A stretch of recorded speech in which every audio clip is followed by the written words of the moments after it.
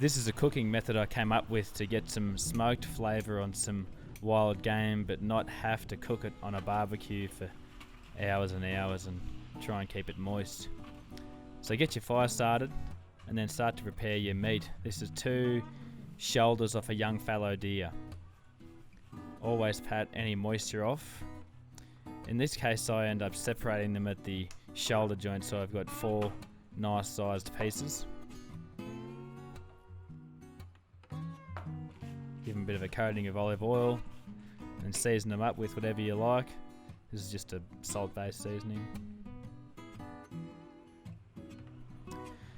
Once the fire's going pretty well, I put some smoking wood on there. You can use apple, hickory, maple, whatever you feel like.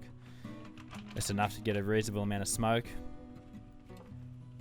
I then put the chunks of meat offset from the fire and put the lid on. I only leave them for 45 minutes or an hour or so just to get that smoke happening. While you wait for them to smoke up, cut up a couple of big onions, as many cloves of garlic as you can manage. I like lots of garlic, as you can see here. We're going to sweat all this down nice and slowly in a heap of butter to be the base for our braising liquid that we're going to finish the bits of venison in. Always put a bit of salt in there while you're sweating things out. It helps that moisture come out. So once it's cooked down, I add some apple cider vinegar and some Worcestershire sauce. You can use whatever you like, really. Anything with a bit of sweet, bit of sour, bit of salt, it's all good. Experiment. This here is some stock I made out of some rabbit carcasses. You can use beef stock or chicken stock. You can see the venison's taken on a nice smoked colour and flavour, so then take it inside and put it in your braising liquid. If it's not quite covered, once you put them all in there, then just top it off with water. You're going to reduce that liquid anyway for a sauce, but you need it to be covered to cook it properly. Put the lid on and put it in your oven at about 120 or 130 Celsius for 3 or 4 hours at least. You can do whatever sides you like. I like to chop some carrots and put them in this cast iron pot we have here with a lot of butter, little salt and pepper as usual. Once I've got them cooking down nicely on a relatively low heat, I even add a little bit of maple syrup just to help sweeten things up a little.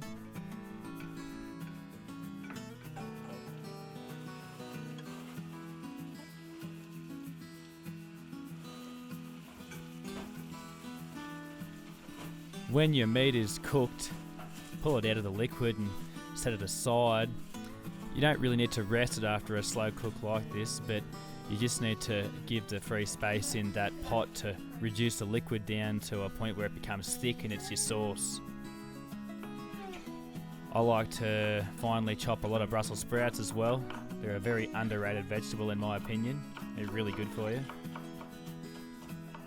I cook them in, once again, a lot of olive oil, a lot of butter and some bacon to add a little bit of crispy texture and saltiness. You'll see here it looks like a lot of butter I throw in, but that's a hell of a lot of sprouts and they soak that stuff up fairly quickly, so you just got to keep on top of it and don't be shy with the oil.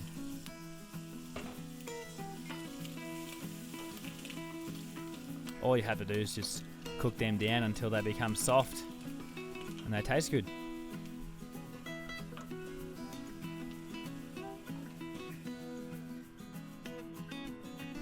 If you cooked this venison on its own on the barbecue without covering it up, it would be very hard to keep it this moist. So I like this method for getting that smoked flavour but keeping it nice and juicy.